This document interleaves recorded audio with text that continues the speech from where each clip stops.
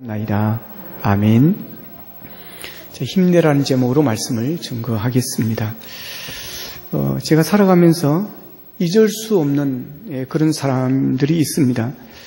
그런 사람들이 어떤 사람인가 하면 내가 실수하고 넘어졌을 때 저를 붙들어준 그런 분들입니다. 제가 어렵고 힘들 때 격려해준 그런 분들입니다. 보통 때도 격려해주는 분들은 참 고맙고 감사합니다. 밖에 나가면 목사님들 중에 저를 칭찬해주는 분들이 있습니다. 설교를 잘한다 그러기도 하고, 울산에서 목사님이 설교 제일 잘한다 하는 그런 분도 있고, 칭찬해준 분들이 있습니다. 저는 그것들이 다 립서비스라는 것을 알고 있습니다. 그런데도 기분은 좋습니다. 근데 보통 때 하는 격려도 고맙고 감사하지만, 그러나 그보다 내가 힘들고 어려울 때, 내가 공경에 처해 있을 때, 그때 나를 격려해준 그런 분들을 평생 잊을 수가 없습니다. 그런 분들의 격려 한마디가 굳어졌던 피가 순환되는 그런 역사를 일으켜줍니다. 그런 격려 한마디가 다시 일어서게 만드는 힘이 되어졌습니다. 격려의 힘이라는 게 대단합니다. 힘들고 어려울 때, 실망하여 좌절했을 때 어떤 말을 듣고 싶겠습니까? 그 봐라, 그럴 줄 알았다는 비난이나 네가 잘못해서 그런 거야 라는 판단의 말이 아닙니다. 잘할 수 있어. 다시 한번 해보자. 내가 도와줄게. 괜찮아. 이런 말, 격려의 말입니다. 이런 격려의 말을 들으면 평생 잊지를 못합니다. 인생길에서 험한 계곡을 헤매게 되어도 격려받는 말을 기억하며 이겨낼 수가 있습니다.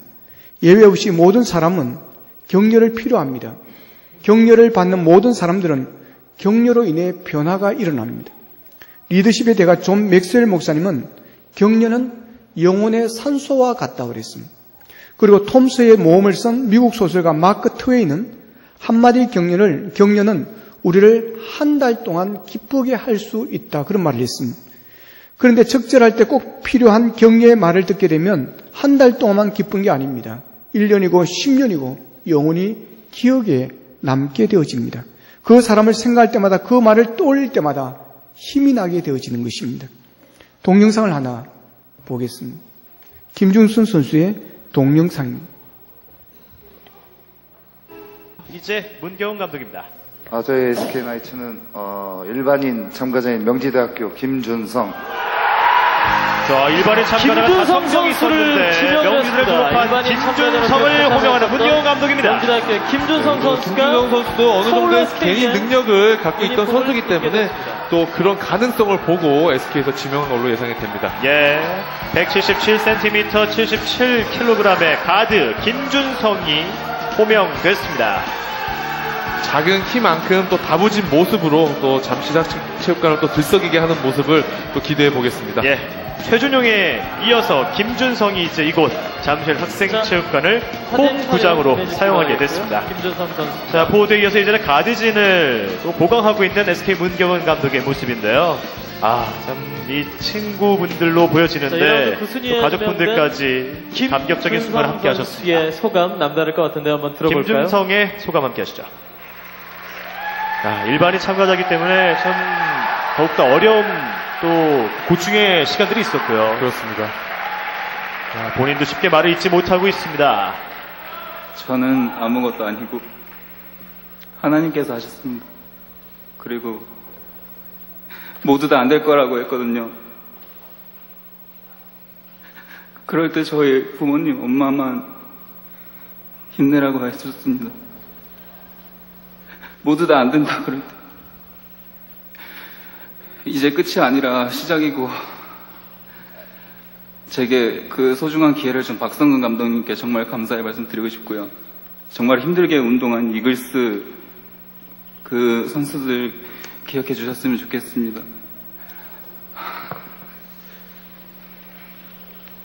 제가 재작년에 떨어졌을 때 아빠가 항암치료 후유증으로 누워 계셨거든요. 아빠, 열심히 하겠습니다. SK 관계자분들 정말 감사합니다. 모든 저를 가르쳐 주신 선생님들 감사드리고요. 정말 항상 겸손하고 열심히 하는 선수 되겠습니다. 네, 감사합니다. 네, 김준성 선수의 프로에서의 모습도 저희 함께 응원해 보겠습니다. 2년 전 드래프트에서 본인이 낙방을 하고 또 2년이나 긴 시간 동안 그만큼 한국농구연맹 KBL 신인수 드래프트 2라운드에서 9위로 뽑힌 김준성 선수의 눈물의 인터뷰입니다. 프로농구 구단에서 이제 연말이 되면 새로운 선수를 이렇게 드래프트 뽑습니다. 주로 대학 졸업하는 대학 선수들 이제 그런 선수들을 뽑습니다. 근데 이 김준성 선수는 일반인에 속하는 선수입니다.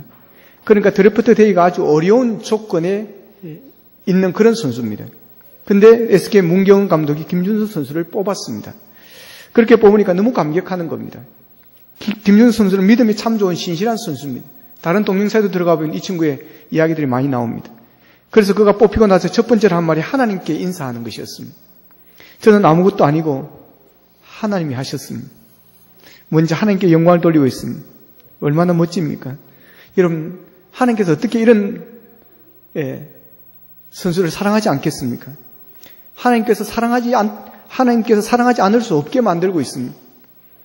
여러분, 사랑받는 것은요, 다 자기 하기 나름입니다. 내 하기 나름입니다. 왜 사람들이 나를 사랑해 주지 않을까? 만약 그런 분들이 있다면 여러분 자신 한번 돌아보십시오. 사랑받을 일을 하고 사랑받을 짓을 하면 여러분 사랑받게 될 줄로 믿습니다. 이런데 하나님 어떻게 사랑하지 않겠습니까? 아이들을 예쁜 짓 해보세요. 여러분, 얼마나 사랑스러운지 모릅니다. 어제 울산의 영유아부 대회에서 우리 영유아부 아이들이 참여를 해서 발표회를 했습니다. 오늘 오후에 보여줄 건데 어제 그 모습이 여기서 재현될지 모르겠습니다. SNS를 통해서 올려놨는데요. 제가 그거 보고 얼마나 웃었는지 모릅니다. 그것을 보고 제가 정말 댓글을 달았어요. 뭐라고 달은 줄 아세요? 예뻐 죽겠다 그랬습니다.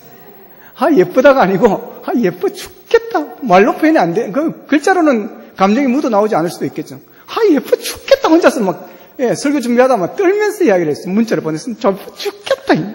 그럼 동영상 나중에 한번 봐보세요. 정말. 그것 보고 예뻐 안 죽겠으면 정말 사람이 아닙니다. 너무 예쁜 짓을 하니까. 여러분, 하나님도 마찬가지라고 생각합니다. 우리 하나님을 감동시키고 하나님에게 정말 내가 예뻐 죽겠다. 그러면 하나님이 어떻게 우리를 축복하지 않겠습니까? 어떻게 잘되게 하지 않겠습니까, 여러분? 김준성 선수가 저는 아무것도 아니고 하나님이 하셨다고 고백하게 된 것은 떨어져 봤기 때문입니다. 실패를 경험해 봤기 때문입니다. 재작년에 한번 떨어졌다고 그랬습니다. 그때는 기대를 많이 했는 것 같습니다. 주위에서 비록 키는 적지만 가이드로서 여러 가지 장점이 많았고 또 많은 실력을 갖추고 있었기 때문에 이번에 안 되겠느냐고 생각했는지 모릅니다. 그런데 탈락을 한 것입니다. 그러니 실망한 것입니다. 그러다가 이번에 된 겁니다. 실패를 경험하면서 얻은 게 뭡니까? 내 뜻대로 되는 게 아니더라는 것입니다. 실력이 있다고 되는 게 아니더라는 것입니다. 죽어라 연습한다고 되어지는 게 아니더라고 하는 것입니다. 그리고 지금은 현재는 더 불리한 입장입니다. 일반인 지금 입장인 것입니다. 그런데 신인수 드래프트에서 오히려 뽑히더라는 것입니다. 그래서 이제는 내가 잘해서 된 게 아니라고, 이것은 하나님의 작품이라고, 나는 아무것도 아니고 하나님이 하셨다고 고백하는 것입니다. 여러분, 때로 하나님께서 우리를 도와주지 않을 때가 있습니다. 내 실력을 자랑하고 내 실력으로 충분하다고 생각할 때 그때 하나님 때로는 도와주시지 않을 때가 있습니다. 그래, 네 실력으로 한번 해봐 그럴 때가 있습니다. 그러다가 떨어집니다. 왜 하나님께서 떨어진데 가만히 두실까요? 깨닫게 하시는 것입니다. 연단하시는 것입니다. 내 힘으로 안 된다는 것을 깨닫게 하시는 것입니다. 내 뒤에서 나를 이끌어 가시고 나를 도와주시는 그분이 있다는 것을 알고 체험하게 만드는 것입니다. 그래서 하나님을 더 찾게 만들고, 그래서 더 기도하고, 그래서 더 하나님을 의지하게 만드는 것입니다. 그래서 우리는 실패도 좌절하면 안 됩니다. 넘어져도 포기하면 안 됩니다. 시험에 떨어져도 너무 절망하거나 낙심하면 안 됩니다. 왜요? 그 가운데 하나님의 섭리가 있습니다. 그 가운데 하나님의 계획이 있기 때문에 그렇습니다. 그 계획을 통해서 하나님께서 하시고 는 목적이 있기 때문에 그렇습니다. 그래서 욥은 이렇게 표현합니다. 욥 23장 10절입니다. 그러나 내가 가는 길을 오직 그가 아시나니 그가 나를 단련하신 후에는 내가 순검같이 되어 나오리라 그랬습니다. 하나님의 고난을 통해서 우리를 순검으로 만들어 간다고 하는 것입니다. 그래서 우리는 성경은 신학적 고난은 여러분 우리가 부정적인 것이 아닙니다. 긍정적인 것입니다. 김준성 선수도 재작년에 떨어지고 이번에 뽑히니까 얼마나 더 겸손해졌습니까? 그리고 모든 영광을 하나님께 올려드리고 있습니다. 그리고 그가 신인 드래프트에서 떨어져서 낙심하고 절망하고 용기를 잃어버리고 있을 때 그에게 용기를 주고 격려해준 어머니의 말 한마디가 그를 평생 잊지 못하게 만들었습니다. 김승우 선수가 재작년에 떨어졌을 때 이 정도 해도 안 되면 이건 어려운 거다. 야, 이 정도로 갖추고도 이 정도로 네가 준비했는데 안 되면 이건 어려운 거다. 다른 길을 선택해라. 그런 이야기들이 있었던가 봅니다. 모두가 다 안 될 거라고 했다는 것입니다. 그때 오직 저의 엄마만 힘내라고 하셨다고 그랬습니다. 모두가 안 된다고 할 때 엄마는 포기하지 말고 힘내라. 힘내라 해봐라. 그랬다는 것입니다. 안 된다고 해도 한 사람, 그 어머니가 힘내라고 했던 그 한마디의 격려가 이 김준성 선수를 포기하지 않고 꿋꿋하게 끝까지 달려오게 만들었다고 하는 것입니다. 그래서 신인 드래프트에 뽑히고 나서 소감을 이야기하면서 먼저는 하나님께 감사를 인사를 드리고 그리고 그가 힘들어할 때 모두가 다 안 된다고 할 때 힘내라며 격려하며 그를 일으켜줬던 어머니가 했던 그 격려의 말 그것을 잊지 못하고 감사하고 있는 모습을 보게 됩니다. 여러분 이게 격려의 힘입니다. 여러분 격려자가 되시기를 바랍니다. 비판자가 아니라 책망자가 아니라 격려자가 되십시오. 사람이 실수했을 때 다 자기 실수를 압니다. 자기가 실수할 한 줄 알지만 누가 책망하나 비판하면 그게 상처가 되어집니다. 그리고 움츠러들게 되어집니다. 그런데 그럴 때 격려를 해주십시오. 그러면 그 은혜를 잊지 못할 것입니다. 사람을 살리는 방법에 비판이나 충고보다 칭찬과 격려가 훨씬 효과적입니다. 건강한 비판이나 사랑의 충고도 사람을 변화시키지만 그보다 진정한 칭찬과 격려가 사람을 여러분 바꾸게 되어집니다. 탈옥수 신창원의 변호사 엄상희라는 분이 신창원 907일의 고백이라는 책이 있습니다. 그 책에는 각종 신기록을 수립하면서 1997년 부산교도소를 탈옥한 후 907일 만에 검거된 신창원의 이야기가 담겨져 있습니다. 책에 이런 내용이 있습니다. 지금 나를 잡으려고 군대를 동원하고 엄청난 돈을 썼는데 나 같은 놈이 태어나지 않는 방법이 있다. 내가 초등학교 때 선생님이 너 착한 놈이다 하고 머리 한 번만 쓰다 줬으면 내가 여기까지 오지는 않았을 것이다. 5학년 때 선생님이 새끼야 돈 안 가져왔으면 뭐하라고 와 빨리 꺼져 그렇게 소리쳤는데 그때부터 마음속에 악마가 생겼다. 여러분 이 말이 그의 범죄를 정당화시킬 수는 없지만 그때 만약 선생님이 따뜻한 격려와 위로의 말을 했다면 신창원이 과연 어떻게 됐을까 하는 생각을 해보게 됩니다. 여러분 격려의 핵심은 사람의 가치를 인정하는 것입니다. 당신은 소중한 사람이라는 것을 느끼게 해주는 것이 바로 격려입니다. 격려는 모든 것에 최선을 다하게 만드는 힘이 있습니다. 우리가 잘 아는 기러기 떼들이 날아가는 모습에 대한 이야기가 있습니다. 기러기들이 제멋대로 날아가지 않고 줄을 지어서 V자형으로 날아간다는 겁니다. 먼저 한 마리가 앞에서 이끌어갑니다. 그러다가 힘들면 그 기러기는 뒤로 가고 뒤에 있는 기러기가 다음 기러기가 앞으로 와서 또 끌고 갑니다. 이렇게 V자 모양으로 날아가면 공기의 저항을 덜 받아서 혼자 날아갈 때보다 71%의 거리를 더 빨리 날아간다고 그럽니다. 엄청난 속도로 간다는 거죠. 그런데 기러기가 날아갈 때 조용히 날아가지 않습니다. 아주 시끄럽습니다. 뒤따라가는 기러기들이 얼마나 끼륵끼륵 하는지 모릅니다. 우리 귀에는 그냥 끼륵끼륵 우는 소리로 들리지만 조류학자들에 의하면 그게 그냥 우는 소리가 아니라고 하는 것입니다. 그건 뒤에 따라오는 기러기들이 앞에서 힘들게 이끌어가는 그 기러기를 격려하는 외침이라는 것입니다. 힘내라 힘내라 우리가 뒤에 있다 힘내라 하며 소리치는 것이라는 겁니다. 그러면 앞에 가는 기러기가 힘이 난다는 것입니다. 그래서 앞에 가는 기러기가 힘을 더해서 더 내서 날아간다는 것입니다. 기러기도 이렇게 격려하며 먼 길을 간다고 하는 것입니다. 여러분 우리 모두에게는 이런 격려가 필요합니다. 격려를 받으면 어떤 일이든 더 잘해보려고 그런 마음을 갖게 되어지는 것입니다. 새롭게 시작할 수 있는 힘과 확신이 생기게 됩니다. 그러므로 다른 누군가를 격려하는 것은 그 사람에게 힘을 북돋아주고 신바람 나게 해주고 자신감을 갖게 해주는 일이 되어지는 것입니다. 누군가가 나를 믿어준다는 사실, 그런 거이가 힘내라는 의미의 말 한마디, 이것이 바로 격려입니다. 서로 격려하며 사는 것, 이것은 누구에게나 필요합니다. 격려가 힘입니다. 오늘 본문은 하나님께서 격려하시는 내용입니다. 이사야 1장부터 39장에는 심판의 메시지가 선포됩니다. 이스라엘 백성들에게 멸망이 예언되기도 합니다. 그러다가 본문 40장에 와서 급기야 희망이 선포되고 있습니다. 피곤에 지친 백성들, 가난에 시달리고 있는 사람들, 자포자기에 빠진 백성들 가운데 희망의 메시지가 선포되고 있습니다. 곧 이 말씀은 세상은 바뀌었는데 오히려 살기가 더 어려워질 때마다 우리 가운데 희망이 별로 보이지 않을 때 들어야 할 그런 메시지입니다. 오늘 이 시대 우리가 들어야 할 그런 딱 좋은 메시지입니다. 오늘 본문에는 힘이라는 말이 2번이나 나옵니다. 29절에 보면 피곤한 자에게는 능력을 주시며 무능한 자에게는 뭘 주신다고 그랬죠? 힘을 더하시나니 그랬습니다. 31절에도 보면 오직 여호와를 앙마하는 자는 무슨 힘을 얻으리니? 새 힘을 얻으리니. 여러분, 하나님은 힘을 더하시는 분이십니다. 하나님의 힘은 보통의 힘이 아닙니다. 세상의 힘과 다릅니다. 그래서 새 힘이라고 그렇게 표현을 하고 있습니다. 하나님이 주시는 힘은 새 힘입니다. 그 새 힘을 얻으라고 하는 것입니다. 오늘 본문을 한마디로 하면 힘내라고 하는 것입니다. 피곤하고 무능한 자여 힘내라. 피곤하고 곤비하고 넘어지며 쓰러진 자여 힘내라. 다시 일어서라고 하는 것입니다. 하나님께서 내가 힘을 줄 테니 힘을 내라 그럽니다. 그러면 독수리가 날개치며 올라감 같을 것이요 다른 박질하여도 피곤하지 곤비하지 아니하겠고 달려가도 피곤하지 아니할 것이다 그럽니다. 여러분, 하나님은 우리에게 격려하시는 분이십니다. 힘내라고 하십니다.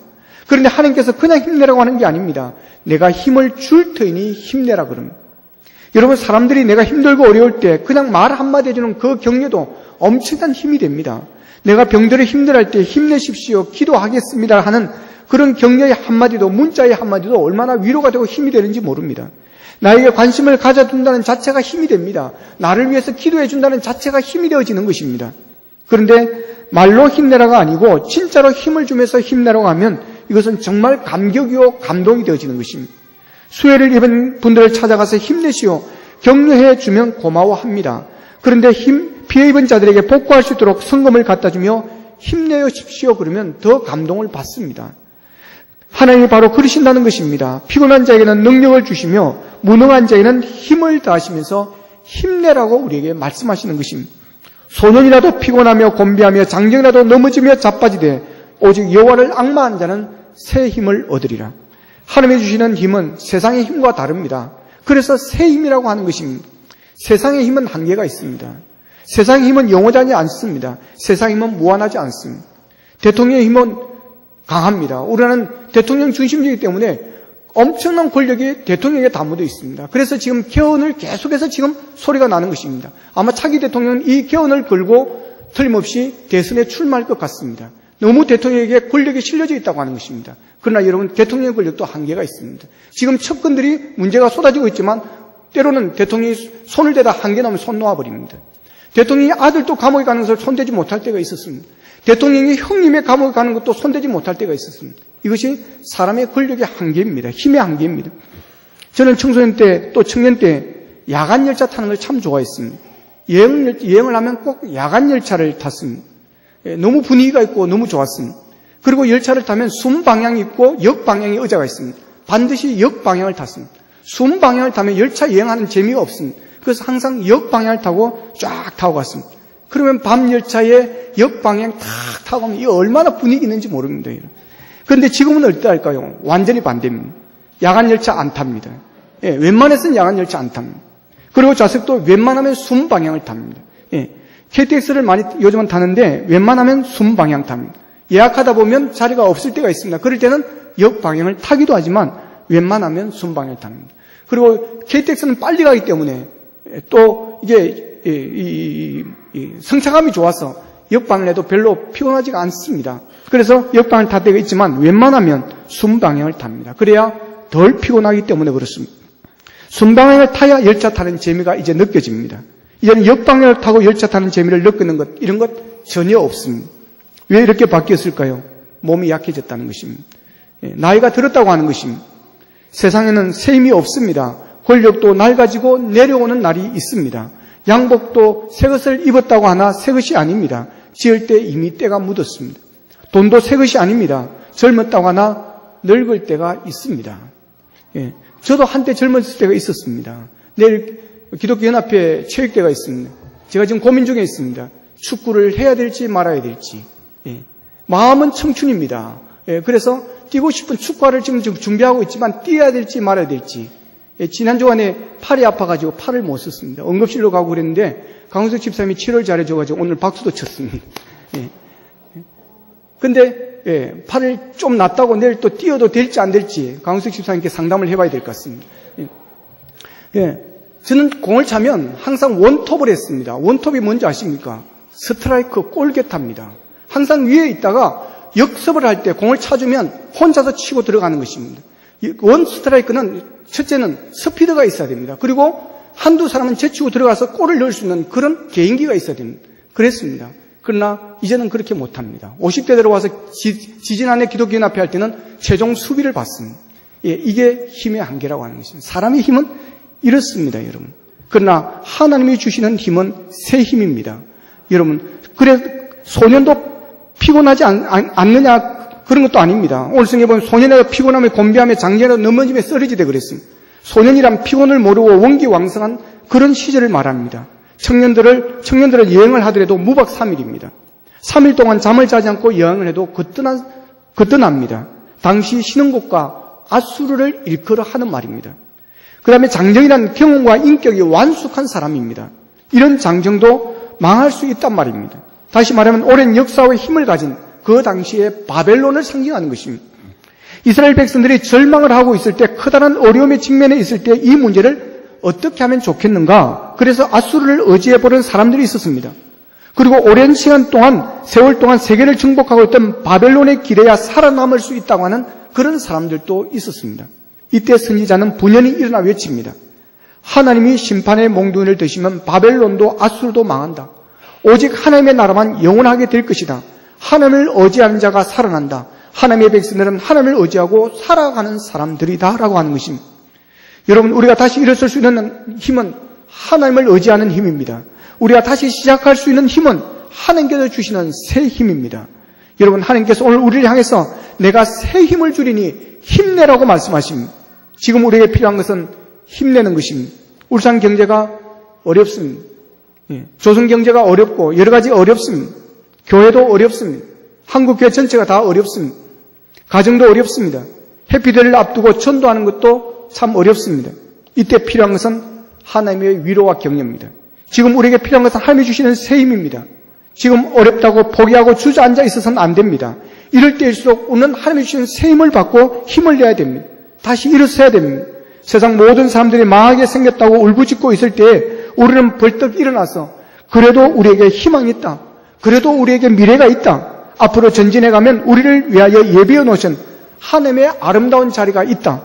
백성들아 꿈을 꾸라 함께 달려가지고 외치는 사람들이 적극적인 사람들이요, 창조적인 사람들이요, 그리스도인 줄로 믿습니다.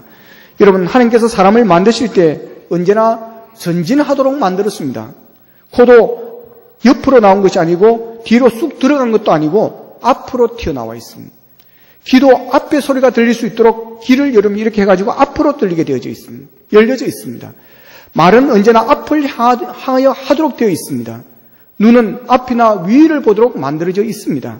그럼에도 불구하고 무대 위에 올라가서 자기의 배역을 알지 못하고 허둥대는 배우처럼 후퇴하는 사람은 없습니까? 머뭇거리고 주저앉아 있는 분은 없습니까? 전진하지 못하고 과거나 두리번거리는 그런 사람은 없습니까? 실패의 자리에 주저앉아 넋두리를 넣어놓고 있는 사람은 없습니까? 전도는 안 된다고 지금은 전도의 시대가 아니라고 전도를 주저하고 포기하고 있지는 않습니까? 오늘 하나님은 우리에게 말씀하십니다. 힘내라, 할 수 있다, 앞으로 전진해라, 새로운 시작을 해보라 말씀하십니다. 여기에 큰 건초더미가 하나 있습니다. 또 저쪽에는 큼직한 건초더미가 하나가 있습니다. 노새 한 마리가 가운데서 있었습니다. 두리번거리다가 이 노새가 굶어 죽었다는 것입니다. 왜 건초더미 사이에서 굶어 죽었을까? 사인을 조사해 봤더니 이쪽 풀을 먹을까 이쪽 풀을 먹을까 망설이다가 굶어 죽었다는 것입니다. 인생의 가장 큰 실패는 시작하지 못하는 것입니다. 아무런 도전 없이 성공하는 사람이 되기보다는 큰 도전을 했다가 실패한 사람이 훨씬 위대한 사람입니다. 여러분, 예비신자를 찾아가서 전도하는 그것을 망설이지 마시기를 바랍니다. 힘을 내서 찾아가십시오. 힘을 내서 도전하십시오. 도전한 자에게 역사가 일어날 줄로 믿습니다. 가만히 있는 것이 실패입니다. 초고성능 기관차라도 정지하고 있을 때는 차 바퀴 앞에 주먹만한 돌멩이 하나만 놔도 꼼짝하지 못합니다. 그러나 100km, 200km 달리는 전차 앞에는 콘크리트도 100도 뚫을 수 있는 힘이 있게 되어지는 것입니다. 힘을 내십시오. 가속을 붙여 가십시오. 전진해 가십시오. 큰 산아 네가 무엇이냐 서룻바울 앞에서 평지가 될지어다. 여러분, 믿음을 가지고 전진해 갈 때 큰 산 같은 문제도 여리고성 같은 문제도 무너지게 될 줄로 믿습니다. 여러분, 전도를 내 힘으로 하려고 하지 마시기를 바랍니다. 사도행전 1장 8절입니다. 오직 성령이 너희에게 임하시면 너희가 권능을 받고 예루살렘과 온 유대와 사마리아와 땅끝까지 이르러 내 증인이 되리라 그랬습니다. 성령이 너희에게 임하시면 너희가 권능을 받고 그랬습니다. 여러분, 전도는 힘으로 하는 것이 아닙니다. 능으로 되는 것이 아닙니다. 전도는 오직 여호와의 신으로, 여러분, 오직 성령의 능력으로 하는 것입니다. 전도는 내 재주로 되는 것이 아닙니다. 내 경험으로 되는 것이 아닙니다. 전도는 성령님께서 하시는 것입니다. 그러기에 우리가 성령 충만 받고 우리가 성령의 능력으로 함께할 때 예비신자들이 돌아오는 역사가 일어나게 될 줄로 믿습니다. 그리할 때 여러분의 미래도 마찬가지입니다. 하나님께서 여러분의 미래를 펼쳐지게 만들어 주실 줄로 믿습니다. 하나님께서 주시는 힘이 새 힘입니다. 성령께서 주시는 힘이 새 힘입니다. 그 새 힘을 얻으십시오. 여호와를 앙망하는 자에게 하나님께서 말씀으로 우리를 위로하여 주십니다. 말씀은 적은 문제를 물리칠 수 있는 양날선 칼과 같다고 하셨습니다. 성령을 우리에게 선물로 주시겠다고 말씀하고 계시는 것입니다. 성령은 불과 같습니다. 인간의 온갖 쓰레기를 태워 소멸시켜 주실 것입니다. 하나님 앞에 찾아올 때마다 산을 옮기는 믿음을 더하여 주시는 것입니다. 그렇습니다. 그 힘을 받는 자는 독수리가 날개치며 올라감 같을 것이라고 우리에게 약속하고 있습니다. 여러분, 도시들에는 매연으로 가득 차 있습니다. 구름이 가득 차 있습니다. 그러나 독수리가 창공을 향하여 솟아오르게 되면 맑은 공기가 있는 곳까지 여러분 올라가게 되어지는 것입니다. 그곳에는 먼지가 없습니다. 구름이 없습니다. 독수리가 나뭇가지에 앉아있을 때는 크기가 비둘기와 비슷합니다. 그러나 한번 날개를 펼쳐서 날아가게 되면 하늘에 있는 모든 짐승들이 두려워 떨게 되어집니다. 그 날개 쭉지에 날아가던 새들이 걸리게 되어지면 사정없이 찢어지게 되어지는 것입니다. 힘이 있는 새가 바로 독수리입니다. 하나님께서 주시는 새 힘이 우리를 독수리로 만들어 주십니다. 그래서 독수리같이 날개치며 올라가게 될 것입니다. 그래서 오늘 어려울 때일수록 절망하면 안 됩니다. 여호와를 앙망해야 됩니다. 여기 앙망한다는 원문의 뜻은 새끼가 어머 새를 향하여 입을 쫙 벌리면서 먹이를 기다리는 그 모습을 앙망한다라고 그렇게 해석합니다. 거지 어린아이 하나가 어디에서 빵 한 쪽을 얻어먹기 위해서 깡통을 내밀고 주인의 자비를 구하는 자세를 앙망한다고 그럽니다. 무슨 얘기입니까? 하나님, 나는 하나님의 도움이 필요합니다. 하나님 아버지, 나를 도와주셔야 됩니다. 내 힘으로 살아갈 수 없습니다. 하나님만을 의지합니다. 주님만을 신뢰합니다. 내 인생 모든 문제를 주님 앞에 맡깁니다. 주님은 파도를 일으키실 수도 있는 분이시고 파도를 잔잔케 하실 수도 있는 분이십니다. 하나님은 산을 세우시는 분이시고 산을 평지로 만드실 수도 있습니다. 인간의 생명을 이 땅에 보내신 분이시고 인간의 생명을 거두어 가시는 분이십니다. 하나님 사업을 일으켜주시는 분이시고 사업을 주님께서 거두어 가시는 분이십니다. 인간의 생사화복, 역사의 흥망성쇠가 아버지에게 있습니다. 하나님을 의지합니다. 하는 이런 믿음의 자세를 우리는 앙망한다고 얘기하고 있습니다. 그렇습니다. 그를 오직 여호와를 앙망한 자는 새 힘을 얻습니다. 나 혼자 달려가도록 하나님이 내버려 두지 아니할 것입니다. 인생의 어려운 문제를 나 혼자 해결하도록 고독하게 내버려 두지 않을 것입니다. 예수님이 함께 해주실 것입니다. 성령이 능력을 주실 것입니다. 오늘 하나님께서 우리에게 말씀하십니다. 힘들지, 그러나 힘내라. 전도한다고 힘들지, 전도가 어렵지, 힘내라. 피곤하느냐, 내가 능력을 주리라. 무능하느냐, 무능하다고 나는 못한다고 물러서지 말아라. 무능한 자에게 내가 힘을 다하여 주리라. 여러분, 힘을 내십시오. 어렵고 힘들어 하나님이 주시는 새 힘을 얻기를 바랍니다. 그래야 일어서시기를 바랍니다. 도전하시기를 바랍니다. 힘을 내시고 열심히 여러분 살아가시기를 바랍니다. 도전하십시오. 또 전도하십시오. 힘들어 어려울 때 하나님을 앙망하십시오. 하나님을 바라보십시오. 그래야 하나님께서 주시는 새 힘으로 다시 일어나서 독수리가 날개침같이 올라가는, 다른 박질하여도 곤비하지 않고 걸어가도 피곤하지 않는 여러분의 삶이 되어지기를 주님의 이름으로 축원합니다. 기도드리겠습니다.